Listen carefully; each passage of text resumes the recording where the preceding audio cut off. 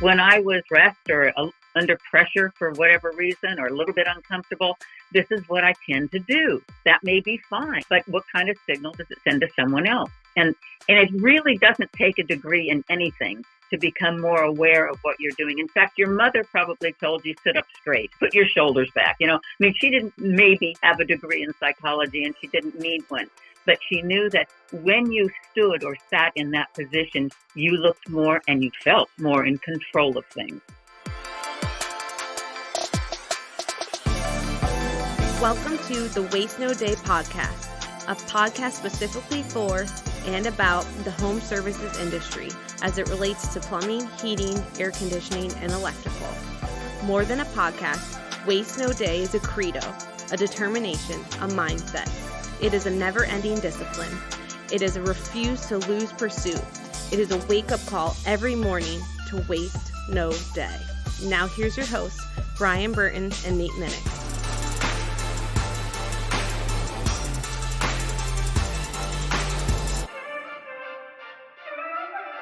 Hey, welcome to another episode of the Waste No Day podcast. Your hosts, Nate and Brian, hanging out with you again, and we are looking forward to another great episode. This time, we're focusing our topic on the silent language of leaders, Brian. That's right. We got Kinsey Goman. Dr. Carol Kinsey Goman. Dr. Carol, yeah. Fairly decent-sized book for me, We're coming off of the Go for No book, which I actually read after The Silent Language of Leaders, which is Dr. Carol's book. A little bit longer of a read, but I will say, as I can recall, it is the most comprehensive book I've read on body language. I wouldn't say I've read 100 books on body language, but it was one of those things I studied furiously, especially when I was in a truck. But since 2004, I always felt like if there was one more strategy out there for understanding why someone's face moved a certain way, or why somebody's arms moved a certain way, or why somebody smiled right here or frowned or whatever, I wanted to understand it more and more. And I read that book recently, so a little info into my world of how I book guests. I don't remember what I was reading in my Audible account, and they give you suggested books based on the book you're listening to, Well, Carol Kinsey Goman's book, The Silent Language of Leaders, popped up.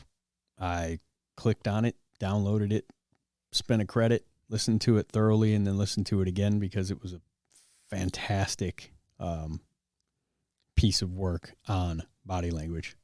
So got a hold of her and got her on the show. And that's kind of, that actually tends to be my process for getting guests on the show.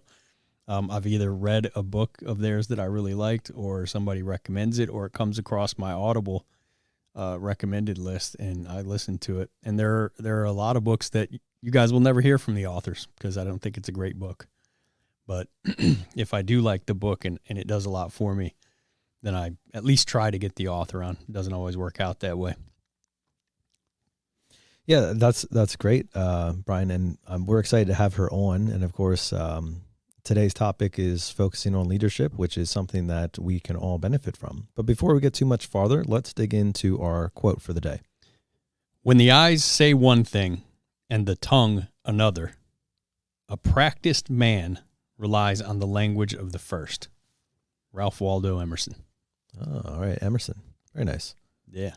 The concept that we're focusing on today is straight out of her book, which is called The Silent Language of Leadership. So as Brian mentioned, it is very much leaders. Yeah. Okay, excuse me. You're welcome. The Silent Language of Leaders.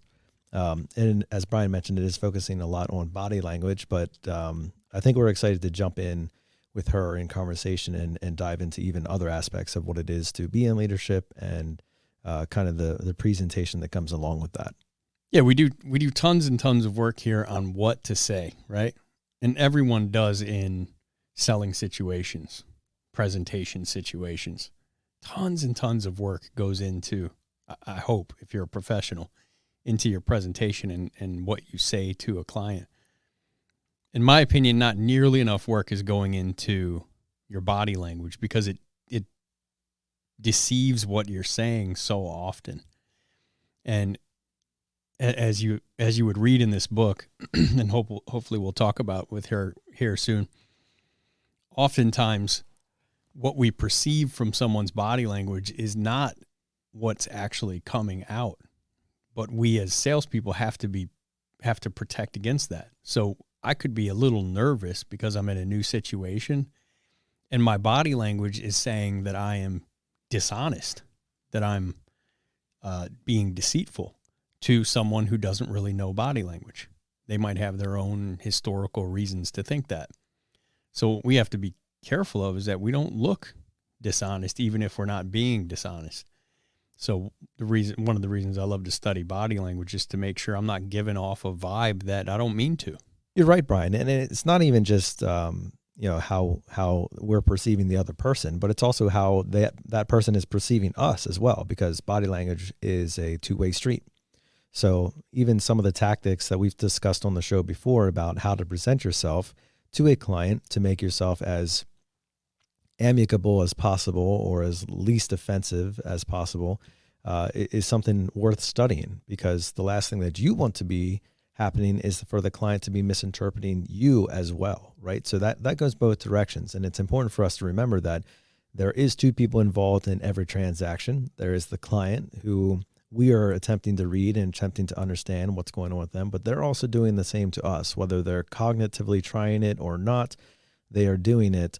And how we present ourselves in the home, outside of the home, and all the places in between can make a big difference into how they perceive us and how they are willing to interact with us moving forward.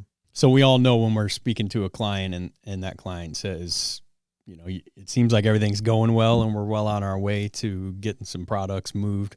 And that client says, you know what? I think I'd like to think about it a little bit more. Or says, hey, time out. I don't understand this part. You're losing me. Can you go a little bit further into it? We get that part. And then we just say, oh yeah, sure. But what we don't oftentimes get is when they just go from having their arms wide open, maybe one over the top of the chair, to folding their arms as you're speaking. That is their arms saying, hold on a second, you're losing me. I'm not sure what you're talking about. Can you clarify? But they don't say it with their mouths. So if we're not studied up on body language, we have no idea what just happened. Or they do the day trip move, where their eyes gloss over and they're looking at you, but they're clearly looking right through you. And you need to be able to see the nonverbal cues when that happens and go, hey, I'm really enjoying myself speaking here, like I am right now. Typical. But he or she, this wonderful client who spent their hard-earned money to have me at their house, they're no longer enjoying this conversation. And we are so oblivious to that part when someone is just looking right through us because they're not hearing a word we're saying. We need to understand body language and be able to go, hold up, time out. But this book is much more about the body language of leaders and leading people. And I would say not just being a better leader, but looking like a better leader when you're dealing with people. And I don't want to step too much on what we talk about, although I'm sure there's going to be a lot, because this book it's a really good book and it's just packed full of good stuff. Yeah. And I'm sure some of you are even asking the question like, oh, why does this really matter to me? And it may seem kind of high and lofty, body language. Okay. Yeah. Body language and stuff. But how many times, like Brian was saying, how many times do you walk out of a home and you just wonder what happened? What changed? What made the difference? Why did things go from good to bad? Or the flip side, why did things go from bad to good? Hold on, time out right there.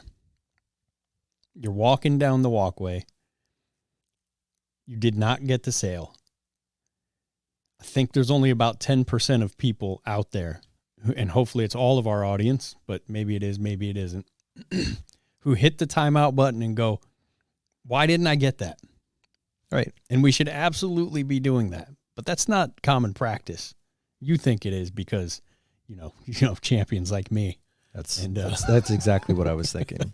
And the absolute freak monsters we have on this show, and most of our audience who actually communicates with me and Nate outside of here by Facebook Messenger and email and stuff like that. But it's not common practice for salespeople to really reflect on that last call, especially when you almost had it and then you lost it at the end. Oh, they're going to buy. Yeah, they're going to buy. They're going to call me back. I'm pretty sure. Oh yeah, that's the unprofessional salesperson's moniker. The flag they fly. How do I know? It's not just because I train salespeople. I know because I was a very poor, unprofessional salesperson in the beginning.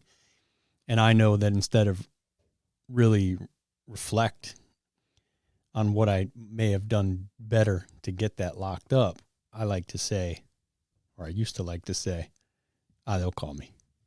Bingo. I give it a month. That one's going down. It's going to sell. It'll sell. Right. I should have been Take it to the bank. What did I need to say right then and there to make it go down while I was standing there instead of our local competitor getting it? You want to talk, speaking of things going down, you want to know why body language is so important, Brian? Why is body language so important? The setup. Have you ever had a toddler, an incommunicative toddler, like somebody who doesn't know how to say words, get sick? Mm-hmm. That is the definition of why body language is important. You mean when you go running for the bowl? Exactly, right. And they turn toward your phone or iPad or TV remote or whatever you don't want to get destroyed. But it's so true. Like as I've raised children and I examine that portion of it, because of course everybody gets sick, but they're not able to communicate like, oh, I feel like I'm about to throw up. And so you have to start reading the tea leaves, as they say, and understanding like, oh, this seems like this might go south pretty quickly here. And that helps prevent disaster. It helps prevent cleanup. And in a similar fashion in sales, the better you get at understanding the look that your client is giving you right now, the look that your client is giving their spouse right now, or any of the motions they're making with their arms or their feet even, or how they're standing, those types of things, that all can prevent disaster in terms of there being just a complete mess to clean up. And so that's why body language, in a simple way, is very important for us to study and understand. And easy. It's easy to study and understand. It's not really that difficult. YouTube video, hit us up. Check this book out, The Silent Language of Leaders. It's more of a leadership thing, but it doesn't matter. You read this book or listen to this audiobook and you're all in on what you need to know about body language, or at least to get started. But yeah, start getting to know it. For the most part, you'll really enjoy digging into the nonverbal cues and body language arts. And without further ado, it's time for us to do that right now. So we are going to put Dr. Carol Kinsey Goman in your passenger seat.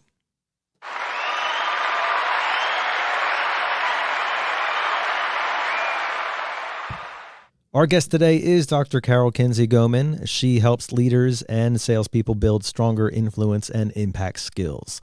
She is a sought-after international speaker who has spoken for business organizations, association conferences, government agencies, and universities in 32 countries. Carol works with executives, managers, entrepreneurs, team leaders, and sales professionals to build that elusive but essential quality called leadership presence, and to use body language to become a more effective communicator. Her speaking engagements are designed to give audiences powerful and practical strategies that can be implemented immediately, with speaking topics that include her most requested, How to Build Your Leadership Presence and The Power of Presence for Women Who Lead. The author of 13 business books, including her latest award-winning Stand Out, How to Build Your Leadership Presence, Carol is a leadership blogger for Forbes, the creator of LinkedIn Learning's best-selling video course with over 2 million views called Body Language and Leaders. Can't wait to talk about that one, Brian. And she's also a content expert with the e-learning company Athena Online and a faculty member of the Institute for Management Studies. She's also been a therapist in private practice, a nightclub performer, a majorette for the 49ers football team, and not necessarily in that order, now a guest on the Waste No Day podcast. Without further ado, welcome to the show, Carol. Hey, thank you very much. It's a pleasure to be here.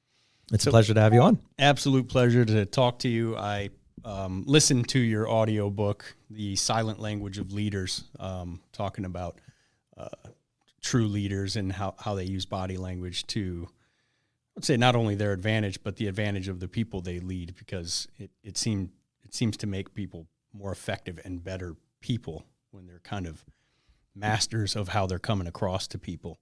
And I just thought for myself, I'm like, we've got to get this to our audience, because not only for the leaders in the group, the managers and the owners of the companies, but also for salespeople, which most of the technicians in trucks are salespeople at all times. We're trying to get people to call us back. We're trying to sell products and services. I haven't met anyone in business who didn't have to sell their idea, sell themselves, and I mean that in a very non-sexual way, but simply promote themselves.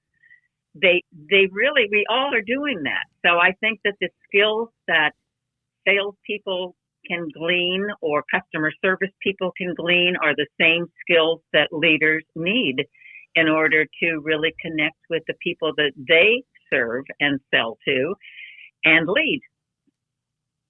Absolutely.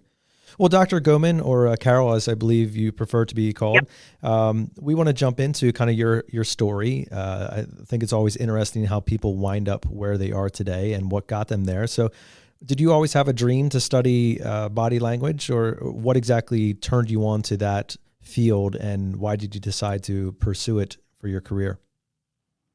My career story is hysterical. No one could follow my path, and it's a question that I ask all the time. I'd like to be like you. How can I do that? And it's like, don't do what I did, because it made no sense at all. Oh, okay. In show business.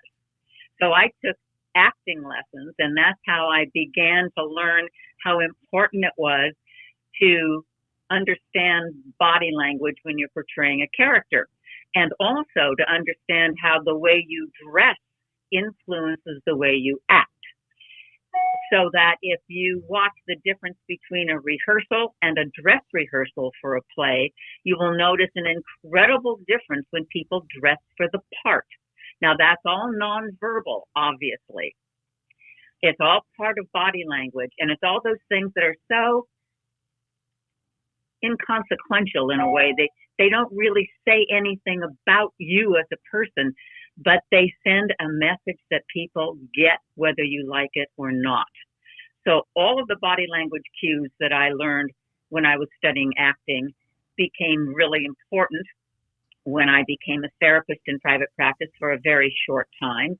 And I noticed right away that people's bodies were either substantiating what they were telling me, or they were going in a different direction. And that's when I first learned about the importance of alignment. There are really no good or bad body language signals, but there is good or bad alignment. So, for example, if I say welcome and I have my hands out and my palms are showing, that's congruent with a welcome message. If I say welcome and I cross my arms, that is incongruent or out of alignment. Now, there's nothing wrong with crossing your arms, but when you do that in opposition to your words, what happens is a little tricky thing called N400. Have you heard of that? Not familiar. Is that the letter N? It's the letter N400. Okay. And it's a valley that your brain waves drop into. If you had an EEG on your head and we were charting your brain waves up and down, N400 is a valley that your brain drops into if someone says nonsense. So if I were to say to you, yes, I understand my mother and the giraffe over here in the ice cream cone that I really would like, your brain would go right down into N400 like, what the heck did she just say? Yep, I think it just did. Is that where you feel the natural inclination to look to the left and then up and to the right and then down very quickly? Yes, I believe that roll of the eyes would be very appropriate. But what happens was when they noticed that the same thing happens to people's brains when they hear something and they see the opposite. So when I say welcome and I cross my arms, which for most of us is a signal that we read it as a signal of disengagement or disagreement or definitely not welcoming. When that happens, the brain waves of my audience, whether it's 1 or 1,000, will go drop down into that N400, and people will be confused. Now, when they're confused, they're forced to pick whether they believe what they just heard or they believe what they just saw. And this is all very subconscious. It's not like we're going, oh, well, I saw her cross her arms and she said, welcome. We don't do that. We simply unconsciously or subconsciously come to a decision, and we almost always believe the body. What's the I don't know, the genetics behind that? Like, why does the body take precedent over the mouth? Is it because the body generally doesn't lie? I think it's because the body generally shows our true emotions. It can lie, of course, but it does generally show our true emotional attachment to whatever we're saying. But it's also our first language. You know, we are primed from way before we could speak or communicate in other ways to read body language. And that's why we do it so fast, because that was a life or death situation.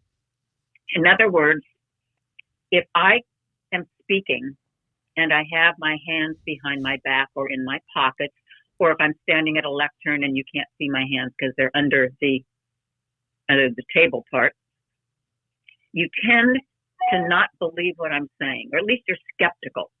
And that goes all the way back to our prehistory, where if someone approached you with hidden hands, it was most likely in your evolutionary advantage to think, oh my gosh, probably has a club or something that could harm me.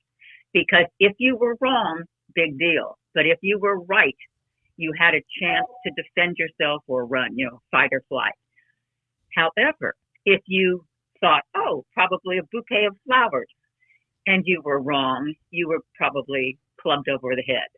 So we deflect to the negative, and we make those evaluations so fast.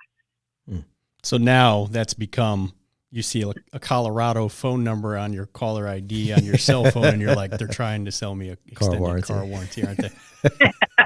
Yeah. Yeah. That doesn't even take body language or a clinical degree in psychology. I just know it.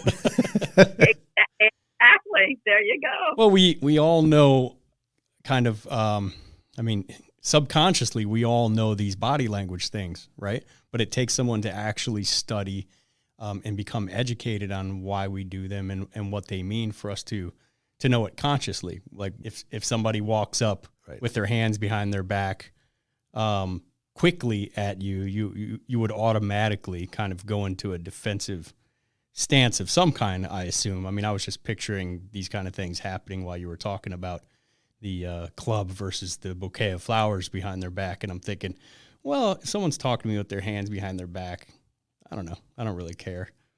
But what if they were walking quickly at me? Now it's like all of a sudden you're going into fight or flight, right? At least to some degree. That to some degree. But if that person were on stage and they were giving a speech to a customer base, to whomever, and they gave that entire speech with hidden hands, you wouldn't necessarily go into fight or flight, but you wouldn't necessarily trust what they were saying, because showing hands, it's like that palms up, I have nothing to hide signal. It's one of those ways that you show warmth and that you can be trusted. When you keep your hands hidden, there's a message that there's a subconscious message again. It's not like people say, oh, I can't see her hand, she must be lying, but they would tend not to believe what I was saying. Yeah, I can see it. Like, even when I'm having uncomfortable conversations, you know what I was thinking of? You were talking about in the book, uncomfortable conversations where depending on how high, I believe it was a drink, depending on how high people held their coffee cup. So this morning I was having a conversation with my water bottle, was getting fairly uncomfortable with a fellow manager. And I noticed myself like pull it closer and then raise it up a little bit, like as if some subconscious thing in me said this water bottle will protect you. It was plastic, so it wasn't going to do much, but there it was. And I was like, that's funny because it wasn't like a defensive conversation where, Mike's about to attack me here. But I did notice, I consciously realized that my water bottle was going up in my hand a little bit higher, like as if it's protecting my vital organs. Yeah, I had a manager say I could tell how well my team was getting along by how much they had to barricade their bodies with their coffee cups during break. Right. And a policeman that I had interviewed once said that he noticed that when his suspect was telling the truth, they would allow that coffee cup or water, whatever, to go to the side. But when they started to feel stressed or perhaps they were going to be deceptive, they would bring that right in front of them in order to barricade. We really use a coffee cup or a purse or whatever to barricade and kind of protect ourselves. Again, it's one of those inbred, probably limbic system of the brain controlled mechanisms that we just automatically do and don't think about. It is so weird because, like, again, I'm in no danger, but right. I watched it happen. I'm like, why is my water bottle going higher? And I'm like, oh, because I'm just a little bit, not even stressed, just a little uncomfortable. I'm having an uncomfortable conversation. So right. The way that would impact our audience largely would be probably an iPad, maybe a notebook if they like to use paper and pen, at the kitchen table with a homeowner and maybe a couple where they're presenting numbers, and we would hear something oftentimes like, my neighbor said they got this done for $200 less or what have you. And it gets not confrontational, but, just somewhat uncomfortable. Now, how do they keep themselves from acting in a way that shows that uncomfortability, which I don't mind being seen as uncomfortable, but it becomes a problem when it looks like you're not trustworthy. And those can blend so easily from what I was listening to in your book, that the other person can't tell if you're stressed or lying. Right. That's true.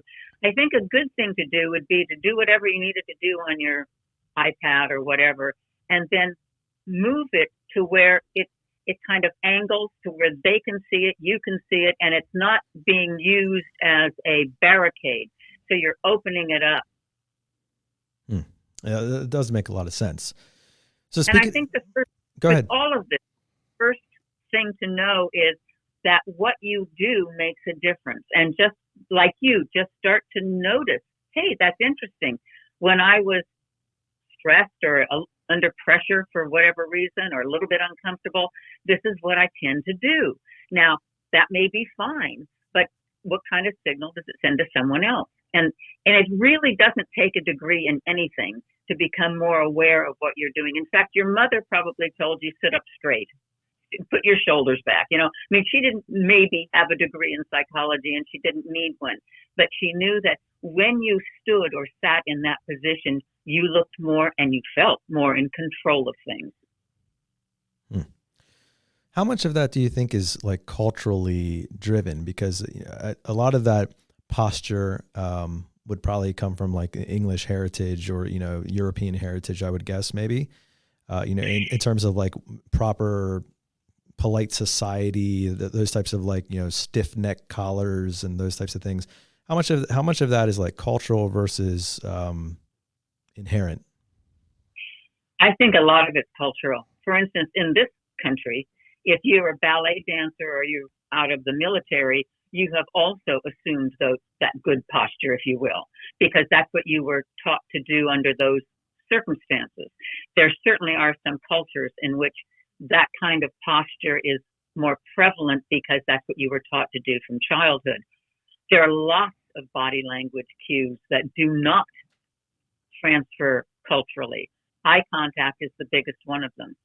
In our culture, if you don't look at someone in the eyes when you're dealing with them, selling them, servicing them, whatever, they tend to think that you're deceptive. I've seen people lose job interviews, and I'll ask the interviewer, this person was so qualified. Why didn't he get it? Well, he couldn't look me in the eyes. He must have had something to hide. In some cultures, looking someone in the eyes, particularly if they're a status above you, like a boss, is very, very impolite and improper. Some of the African countries have that in their culture. A lot of the Asian countries have that in their culture, Middle Eastern countries. So that isn't the same. So there are a lot of cultural differences. And when you're dealing with someone from a different culture, it's fascinating to know how you're being perceived from their point of view. You know, what we do that's offensive in somebody else's culture. Right. Well, Carol, we've kind of taken a little bit of a detour out of your life story, but I think if we pick up where we left off, you had done some acting and then had a short stint in an actual clinical psychologist role, like a practice. Where do we go from there?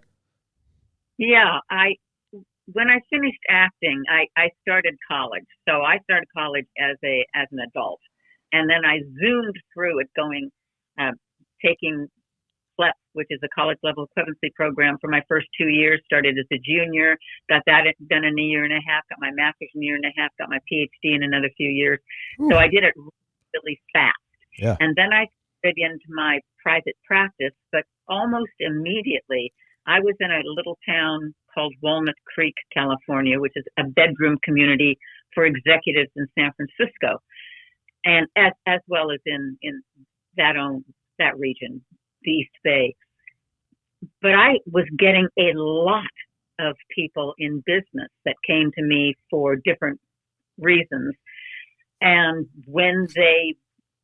after they worked with me, they said, you know, we're going through a lot of change at work. Could you come in and talk to my staff? Because what you've helped me with has been so incredibly helpful that I think I'd like other people to hear some of that as well. And I thought, heck no, I've never worked in a company. How can I say that? But I definitely did. I went in and I would give, I thought, well, if I got 5 people together, I could probably say the same thing. I've been talking to them individually. And I started doing research in organizations. So from that time on, I started noticing body language in leaders. And I was doing a lot of work in change management. And the first thing I noticed was, if you don't believe in the change, you better not be the one to announce it, because your body will give you away. And I think for salespeople, that's also an incredibly powerful cue that if you don't really believe in the service or the product that you are providing, you better either sell yourself or realize you're going to have a hard time selling someone. Yeah.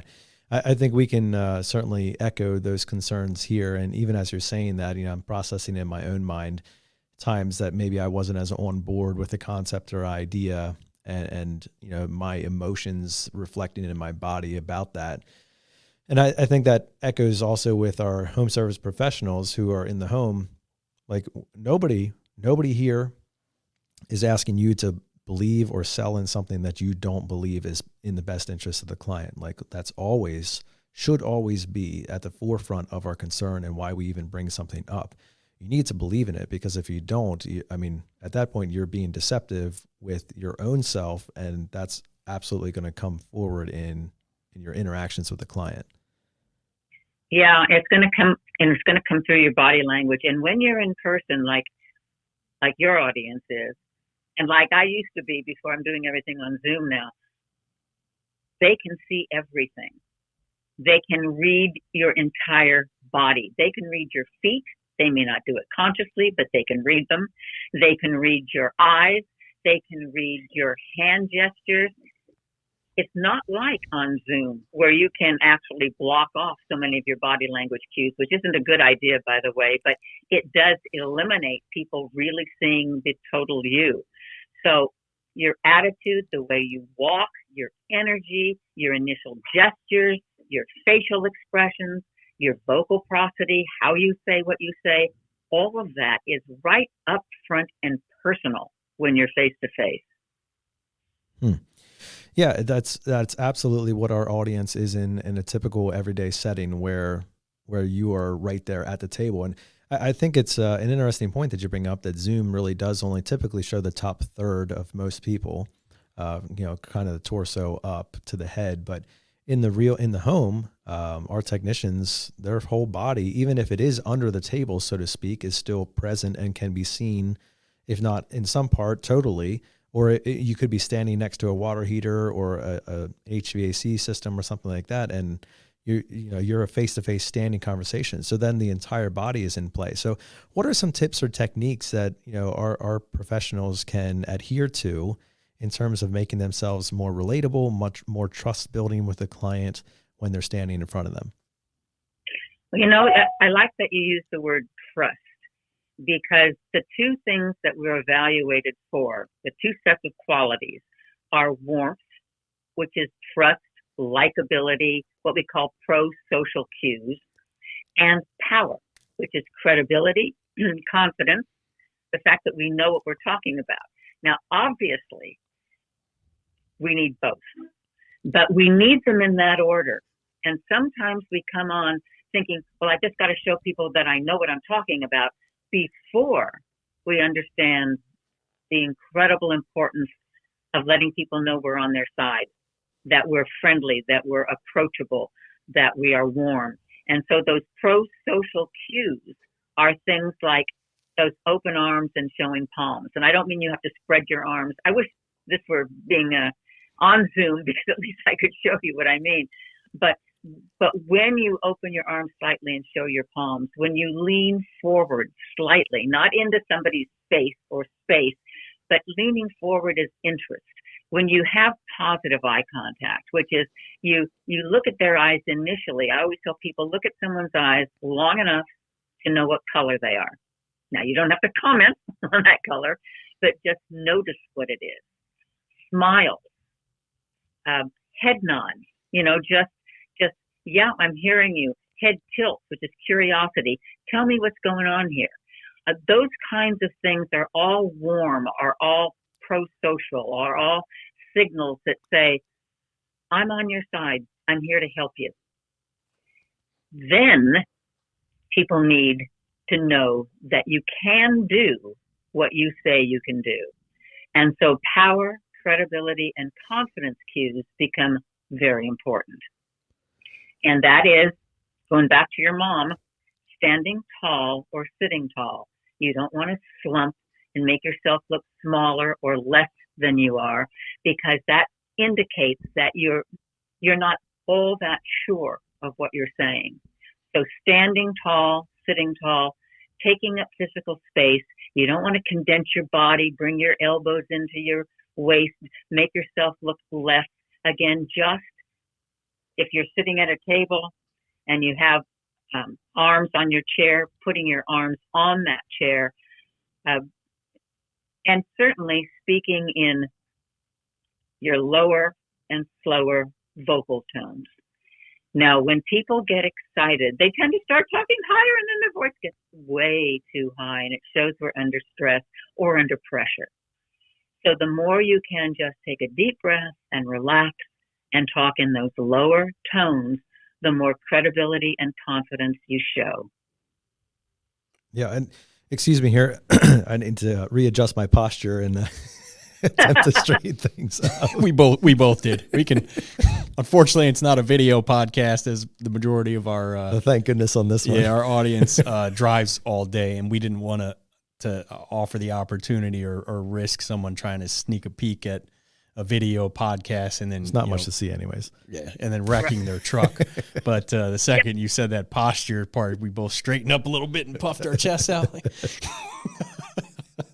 so funny, because the minute someone knows that I'm there to speak on body language, that's the first thing. All do that because we know instinctively that's what we should be doing. Then after about 30 seconds, we kind of relax back and forth. Right. Yeah. But it is something to remember. And I certainly, like everybody else, can get very, particularly working from home as much as we're doing now, you get too relaxed, I think.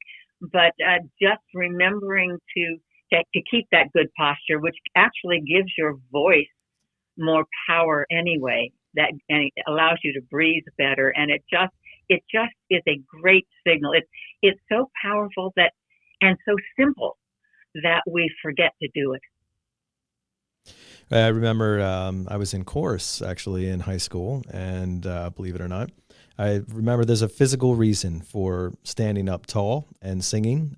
It expands your lungs, your diaphragm, and everything, and basically makes the ability to sing louder and longer possible. And so I think that brings an interesting idea into it too, when you're addressing a client standing there, being more straight and posturized, not being intimidating, but allowing that natural posture of being straight and upright to assist in your confidence level and in how they're interpreting your confidence.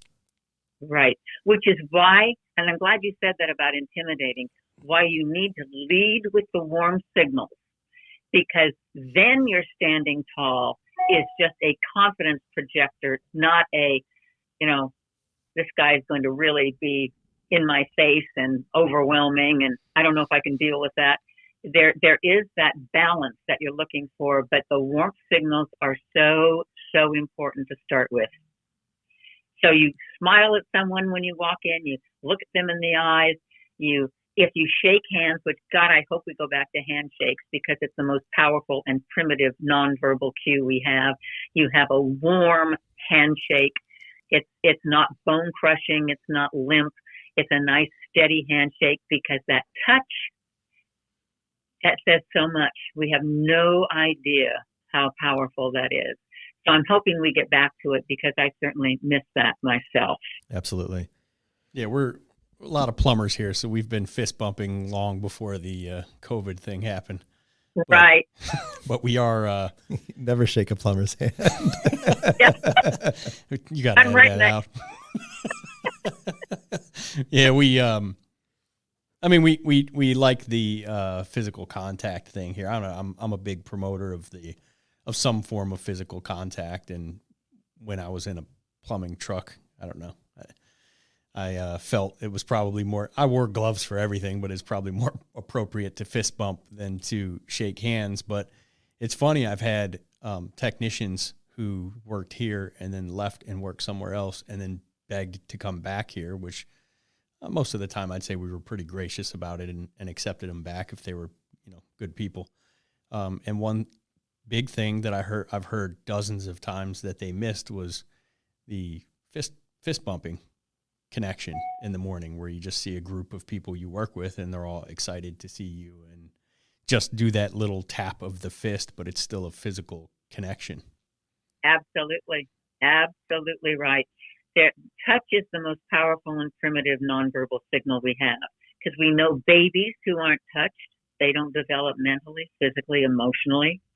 And adults retain such a connection to touch that if you touch someone lightly on the top of their arm or their shoulder for like a 40th of a second, it's just a light touch when you're asking them to join your team or sign this contract or whatever it is, they are more likely to comply. That's called the compliance effect. That's the connection we have with touch. So the fist bump, just get some kind of touch in there. It is so, so important. We gauge so much about one another. So I love the touch thing, and that is something to explore, how you do that when you're kind of at the end of the presentation, where you're asking for the business. And again, we are already assuming that, not everybody who listens to the show is a plumbing, HVAC, and electrical contractor, although it's a vast majority, but there are people from several other fields, at least that we've heard from, who are fans. Whatever the business is, we're assuming already that you present a product that is beneficial to your customers. We're not doing any kind of manipulation for the sake of our paychecks or pushing someone into something that they're going to regret or leave you a 1-star review for. To us, the 5-star review is more important than the actual sale. So assuming already that we're in good standing in terms of what we're selling and how we're selling it, aside from the touch, what other warmth gestures are there when we've done the initial call, we're now asking for the business? What are some other gestures that our techs can keep in mind as they present? I think a lot of things to keep in mind not to do are things that show your anxiety over, maybe you definitely needed that, piece of business at the time. So watch that you're not rubbing your hands together or fidgeting or, grabbing your clothing or tapping your fingers or doing something that kind of gives away the fact that you're under a little pressure at this time. Not only are they under pressure, but you're under pressure from your end. The other thing to do is to watch your client or customer, whatever you call that, and see how they're reacting so that you know if you're on target or not. So to do that, you have to, not only they will tell you many times, I don't like this or I love it, but they'll also tell you with their bodies if you start paying more attention. So the first thing that I will tell any salesperson or customer rep person to do is get a baseline. That's why if I was going to interrogate you, I wouldn't come in and say, did you kill her?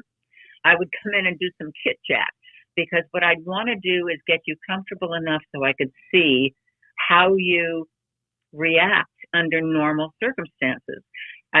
Boy, this rain is really bad, or, oh, we have another sunny day, or whatever kind of, whatever team you're going for at the time. But something that you just can have a very short conversation to see how that person normally looks.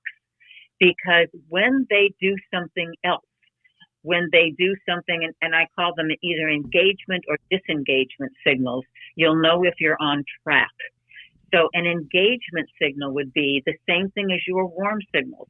They start to smile or nod their head or lean forward slightly, or they may even start to very subtly mimic your body language, which is what we do when we're really, really in rapport with someone else. If you ever see that sign, you just know that you are right there together. It is an amazingly powerful signal.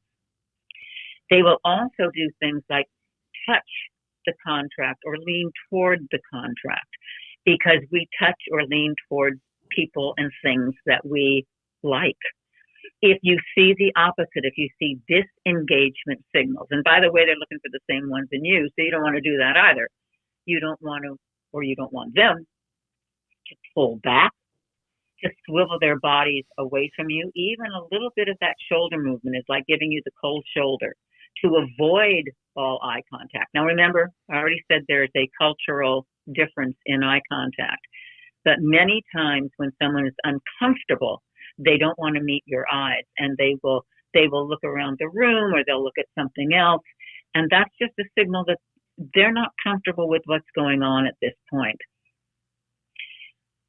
Of course, once you know their baseline, if they never look you in the eyes when they're talking about the weather or the whatever team that you're rooting for, it's not a signal of anything, except that's their baseline behavior. So if you know that, then when you say, did you have any questions about this? And they start looking around the room, it's what they always do. It's not an indication of their discomfort. But unless you know that, you can jump to some wrong conclusions. So, Carol, I'm sorry to interrupt. You can finish your thought there. Oh, well, I just want to tell you one thing that an acting coach told me. And it was that when you're auditioning and you go into a room, there are a lot of people there, the director, the whomever else, that are looking at you, and they've seen a lot of people that look just like you. And they may have a really disgusted look on their face already. And because we tend to go to the negative, remember I said when we have to make a choice, we will deflect to the negative because that's how we survive. We will think it's about us. A big mistake you can make is to walk in and see someone's expression and think it's about me. So this acting coach says because you don't know the context. They may have just had a fight. They may have just had some bad news. That may be their baseline expression. You don't know. So he said, when you walk into a meeting or you're dealing with a customer or you walk into audition and you see those expressions, You need to say to yourself, it's not about me. Just that's your little mantra. It's not about me. And then you just go and be as charming and as personable as you always are. If it's the warmth that people are initially looking for, does it make sense to maybe in that moment walking up to the, we'll just say homeowner, because that's who we're typically dealing with when they open that front door, fold their arms, scowl, and watch you walk 20 feet up the walkway, instead of also including saying it's not about me? You think it helps to say to yourself, is he okay? Is she okay? Maybe getting yourself worked up toward like an empathetic view of what the situation might be. And we as certainly plumbers know what that situation could very well look like, which is overflowing toilets. Yeah, it's not about you at all. You're there to help. The other thing that I would suggest is the minute you see someone greeting you with closed arms, I would take out a card, a pamphlet, something, and hand it to them so they had to uncross to take it. Because literally, if you go around your life with your arms closed, you're actually going to retain less of what you hear, and you're probably not going to be as welcoming as you could be. So get them to physically unblock their body, and that will help them feel better. That's actually was going to be my question, Brian, in terms of like dealing with coming into a home where somebody's upset, so for your understanding, Carol, obviously I'm sure you've had a plumber or HVAC tech or somebody in your house before, but like, what if it's a callback situation, or like the third time that we've been out, or maybe we weren't able to service you as fast as you thought that we should. And so you're frustrated as the client from the get-go. What can I as a technician do walking up to that home when I identify, they seem to be exhibiting some negative tendencies here with their body language? How can I display my own body language to dispel their current condition? I think one of the things you can do doesn't have much to do with body language, but it's very powerful, and that is to state the elephant in the room. So you be the one to say, this is the third time we've been here. I can't tell you how upset you must be. I want to tell you how upset I am that we haven't solved this yet. Just get that right out there. In other words, tell them that you know what's going on. And then send as many warm signals, reassuring signals as you can. The open hand gestures, the head to the side, which is curiosity. Can you tell me more? Why is this happening? Why do you think about whatever you're going to ask? Do not do those things where you want to maybe feel unconsciously like you want to defend yourself at that point, and you want to hold that iPad right in front of you, or you want to remember not to block your body. Be as open and transparent as you can with your body as well as you are with your words. Okay. And that makes a lot of sense, because I've heard that from other guests before. When you're walking into a situation like that, it's best to just call it out. Like, you're upset. I bet you're upset. I bet you're upset for these reasons. I can totally understand that, because we did an entire podcast with Brandon Voss. I'm not sure if you're familiar with his work or not. He's the son of Chris Voss, and he talked about basically identifying the situation and calling it for what it is. Hey, I bet you're really upset about the fact that this is the third time that we've been out there this week to fix that problem. I totally understand that, because people naturally want to fight when they're in that moment. And when you basically let the air out of that balloon, they're trying to return to normal. But if you don't ever address that, the balloon just keeps getting filled up and filled up. But when you address it and you call it on the carb and say, hey, this is what's up, then people are attempting to get back to normal. That's when you can have productive conversation. True. I think that's excellent advice. The other thing I heard about body language, and I heard this from a bouncer, that if you want to escalate a test situation, you will particularly men, will square your shoulders to one another. And that's a very confrontational stance. So if you start into that and you get more and more squared to each other, one of the things that he did to de-escalate was he would just slightly move his shoulders back, one shoulder back, so that it was giving more space, at least on one side, so that wasn't quite right in your face. It was a little bit more to the side. And he said that was a really good technique. Nice. Well, Carol, I know that you've done your fair amount of authoring, and I believe your most recent book is actually fairly recent indeed, I believe as of last year. That's called Stand Out, How to Build Your Leadership Presence. Now, we're an organization and a podcast, as it were, that we are constantly trying to develop leaders, either in their existing positions as leaders or in their developmental stage as becoming leaders. And so I wanted to ask you kind of some questions about that, specifically about the 5 essential skills. And those were listed as composure, connection, confidence, credibility, and charisma. Could you take a little bit of time and walk us through each one of those 5 and how they relate to standing out in terms of leadership?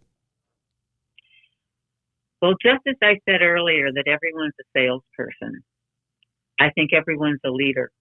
Now, when that salesperson or customer service person enters somebody's home, whether you like it or not, whether you think of yourself as a leader or not, you are a leader in that situation. People are looking to you the way they would look to a leader for comfort, for solutions, for empathy, for all of those things that a leader needs to show to anybody that's following. So to think that we're either leaders or we're not is, I think, not realistic. I think there are circumstances under which you are a leader right now. Not to say that you can't develop more leadership skills. When I wrote Stand Out, How to Build Your Leadership Presence, it was really to combine the body language that I had learned and had written about in other books with some of the verbal tips. The way you would say something that either undermines your credibility. Let's talk about credibility for a moment, because that's very much done verbally. So if you would say things like, I'm not really what I think, if you have a lot of those ums and ahs, right away, your credibility is going right down. And it doesn't matter how credible you really are. You see, these aren't techniques to make you credible. They're techniques to show how credible you really are. So if you've noticed, or someone has told you, you do a lot of that and ahing when you're talking to a client or a customer, what you might want to do is what I call the power of the pause. The reason we and ah is because we don't like that air between our words or our sentences. We're uncomfortable with silence. Right. But pause can be very effective. I see what you did there. Yeah. Heart rate went up. Did her phone line cut out? What just happened? Is she mad at us? What's going on? She's not going to buy. It's sales. If I ask you a question and you immediately come back with an answer that I know you have rehearsed a million times and it has nothing to do with me personally, I am less positively influenced than if I ask you a question and you pause, as if to consider me as a human being or me in this situation or how you could best respond to me, and then you answer. I don't mean, a 5-minute break, but a few seconds of pause, take a deep breath, and then answer. You increase your credibility amazingly so. So the power of the pause for credibility is almost can't be beat.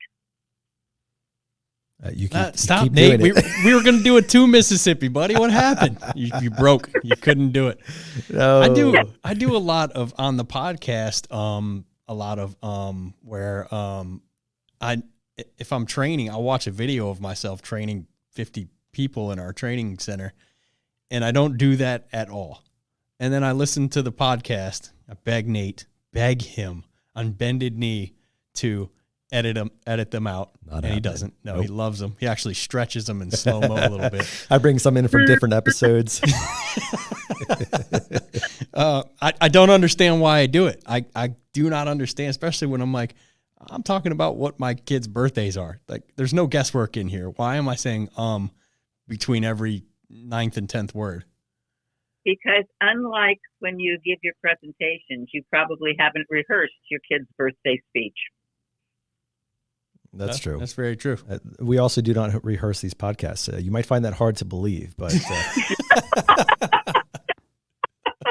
there is.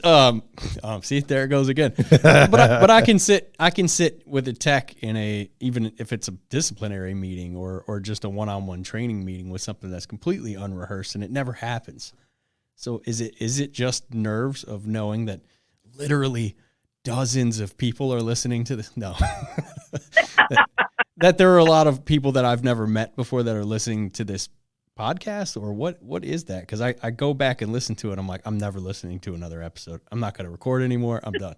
Well, believe me, first of all, we all hate to listen to ourselves or see ourselves in videos. I mean, that's just start with that. So you're not alone in thinking I'm never going to do this again because I sounded like that or I did that. It's hard to know in this situation.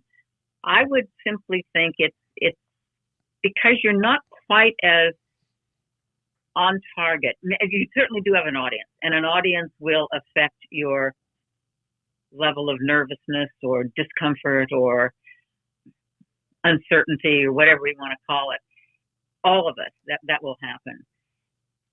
So it's hard to know with you personally what's going on. I just hear a phone ringing. I hope that doesn't come through. But it does. Yeah. Well, anyway, that's the work from home thing that I just don't know if I'll ever get used to that. At least unfortunately, I don't have my dog anymore and I don't have kids jumping on me, but I really do wonder about people that have to do this kind of work or any kind of work remotely in a situation that may not lend itself to quiet and focus and all of those things that we seem to need more and more. The composure part of credibility and leadership presence really came to me because I have a lot of firefighters and police in my extended family, and they have all told me the same thing, that in a crisis, and believe me, I'm sure there are plumbing crises where this is going to be right up your alley. Absolutely. If you're the one who stays in control, it doesn't matter what your title is. It doesn't matter what, you were assigned to do. People will turn to you as the de facto leader because they're looking for that. So when you walk into a home in crisis and you can stay composed and you can not play into their anxieties and problems that they're having and their fears and their anger, then you will really come across as someone they can trust and believe in, and you will show leadership. So I think that's well spoken, because we do often run into scenarios where we have to take control of the situation while still allowing the client to be in control, but we have to kind of be the de facto controller, if that makes sense. Like, we need to take ownership of what's going on, but not ownership of all the decisions that are involved. But that's what the client is looking for. They're looking for somebody to take in and have the composure that they probably don't have at the moment because they are in a state of emotional distress. Exactly. And it's very easy. We are kind of emotional sponges. It's very easy to get pulled into someone's negative emotion unless we are very sure of our ability to retain our composure. So whether you need to take a deep breath, whether you need to, just have a positive mantra to remind yourself that you can handle this, it's going to be fine. That will come across in how you approach people. What you think will really influence how your body behaves. Yeah, it's tough because you watch, a lifeguard who's jumping into the deep end of the wave pool and pulling out somebody who drifted into the deep end that doesn't know how to swim. That person is panicked, but that lifeguard is just moseying about like, I'm fine. I know how to swim. We're going to be okay here. Absolutely. But if you can, and you have to, as the leader, probably in these terms, we're speaking more about leadership, even if you're just, if you're an electrician and you're going up to a homeowner who has no power, your your de facto, as you put it, has to be, I'm the lifeguard. I know how to swim. This person that I'm dealing with as a leader, or as a technician, or what have you, is thinking they're drowning. They're 18 inches from the bottom of the pool. They're fine. They can just kick off and breathe fine. But you have to be the lifeguard. You have to go into this situation with absolute confidence, just with your outward expression being, I know how to swim fine. I'm getting us both back to the shallow end. Don't worry about a thing. I love that. I think that's spot on. Awesome. All right, we're ending there. All right, see you, Carol. Thanks for calling in. Bye. Did you hear that, bro? Carol said I'm spot on. I got it. Yeah, I got it. She didn't say that about you. Yeah. There was a dramatic pause. She just didn't get to it yet. So. That's right. Carol, this time has flown by, and I know you have a hard stop here that we need to respect. I believe you hit composure, credibility, confidence. What about charisma and connection? Maybe I missed those, but. Well, connection is empathy, and those are the warm signals that we talked about. The inclusive signals, like we're in this together. I've got your back. You can depend on me. The kind of things that your body does when you are open, you're not closed. You don't have something in front of you that blocks you off. It's those kinds of signals. Of course, in the other realm, the verbal realm, it's really not what you say, it's how well you listen to someone. A lot of times people, particularly service people, particularly people like myself, coaches who think they know the answer, don't fully listen to someone else to make sure we're solving the right problem or that they feel heard. And that is a sign for a leader, for a technician, for any of us, that to listen to that person is the ultimate way of showing empathy, to truly listen. And that is not so easy to do. We've all got our own agendas. We already know what the problem is. We could probably solve it. But if we don't listen to them, they really don't feel like we understand. So in charisma, which is one of my favorites, because people think, well, you got it or you don't.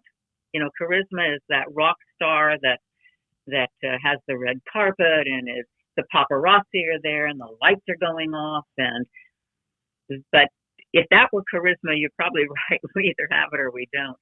But in leadership or in dealing with people, charisma is really being comfortable in your own skin.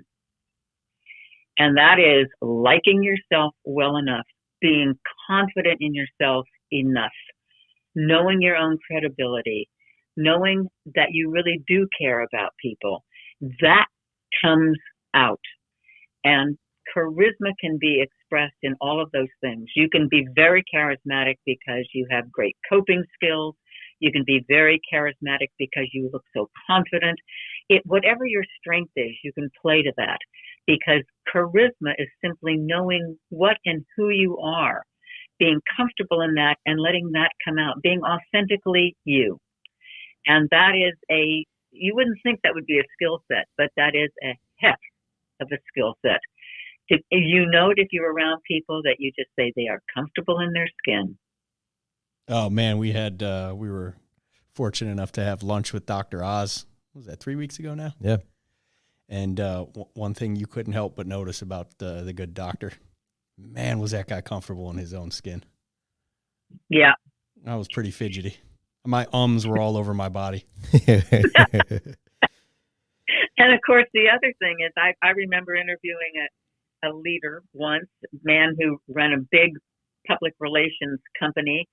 And when I left, I thought, wow, he's the best person I've ever talked to, because all he cared about was me. Yeah. So you can be incredibly, by just being incredibly empathetic and connected to other people. I believe People will think, sorry, go ahead. that was the best conversation I've ever had, and you haven't really said two things. Yeah, I believe it was C.S. Lewis who said the humble person isn't the person who talks the lowest of himself. It's the person who talks about himself the least. Yeah. It's like truly humble, caring people are probably making the conversation about you. And that is what you just said, which is you feel like great person, really into me. Yeah. Spot on.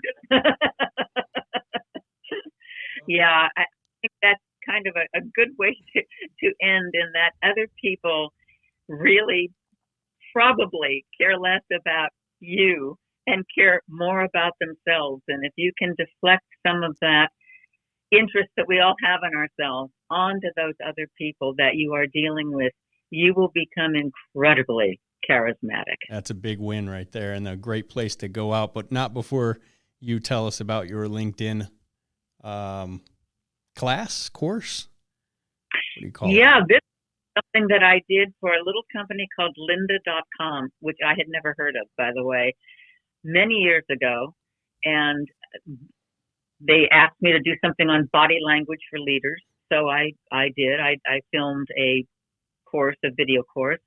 Lynda.com was then bought by LinkedIn. LinkedIn bought by IBM. And of course, now that course, it was 3 years. It was their absolute top seller on LinkedIn Learning, which is how it's listed now. But Body Language for Leaders, which I redid about 2 years right before the pandemic, it has just exploded all over the world. And it's a really good course, whether you are a leader, a salesperson, whatever you are also a leader, as I mentioned earlier. And I think I'm very proud of it, and I have gotten wonderful responses just without knowing, thinking I was doing something for, those 12 people that were going to see it, and literally over 2 million people. I mean, it's terrific. Fantastic. And that was LinkedIn's learning program, correct? Right. Awesome. Yes. Well, her book is Stand Out, How to Build Your Leadership Presence. Her name is Dr. Carol Kinsey Goman. Make sure you check that out. Carol, are you on other social media platforms, or is there any other ways people can reach out to you? Well, I'm definitely on LinkedIn, and I'm on Facebook, and I post a lot of videos and articles on my own website, which is carolkinseygoman.com.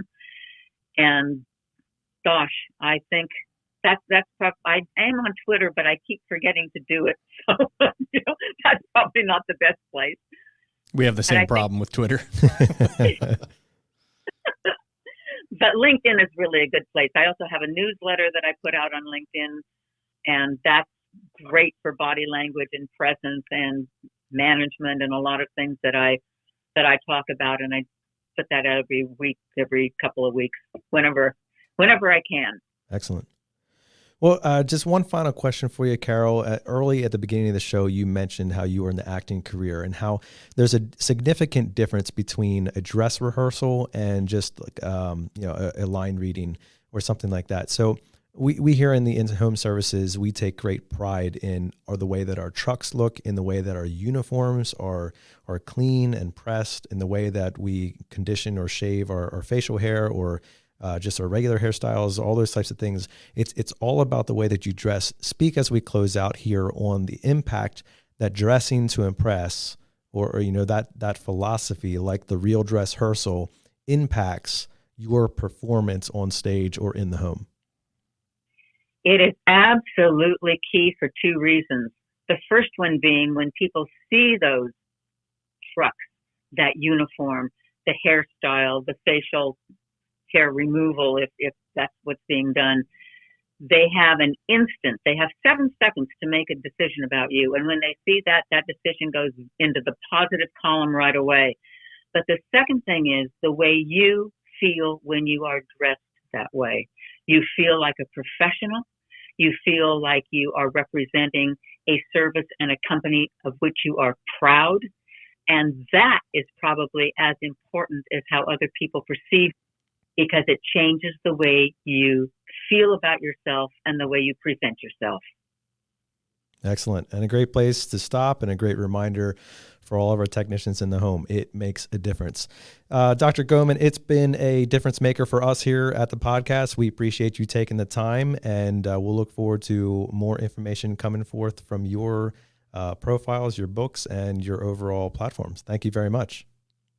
It has certainly been my pleasure. You're very, very welcome. It was a blast to talk to you on top of the awesome educational stuff you provided. It was just a good, fun time chatting with you. It was. Thanks, Carol. Thank you. Hey, that's a wrap for us. And man, I got to tell you, I was a little surprised. We had quite a dynamic guest on here. Sometimes when you have a doctor with a clinical degree in psychology, you're a little worried about getting psychoanalyzed on the podcast. But man, she was a lot of fun. And I wish we could have dug in more to a lot of the topics. She had a ton of information and value to bring to the table, not only in terms of what it means to dress to impress, but also our body language, not just for how we can conduct ourselves in front of a client, but how it impacts our own leadership journeys, which of course is an interesting topic for us and something that we continue to focus on. Dramatic pause inserted here.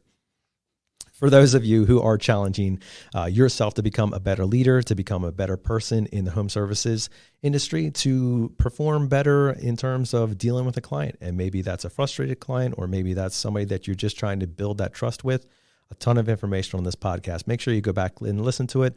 Check out that LinkedIn Learning program that she spoke of, and some of her books, including the most recent one, Stand Out. That's a wrap for this episode, and we want to give you the opportunity, or should we say the challenge, to stand out in your own organization.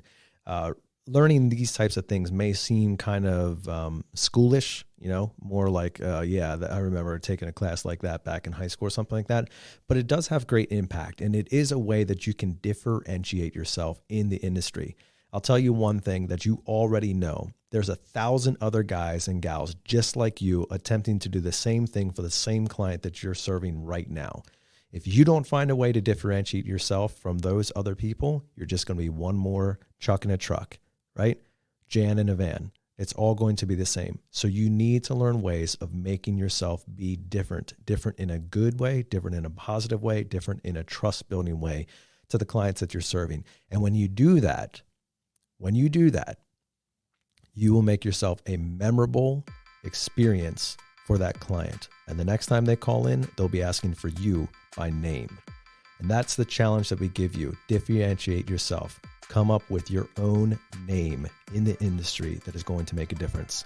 And of course, that is what our challenge is here, to make that difference, to decide to choose to wake up every single morning and waste no day.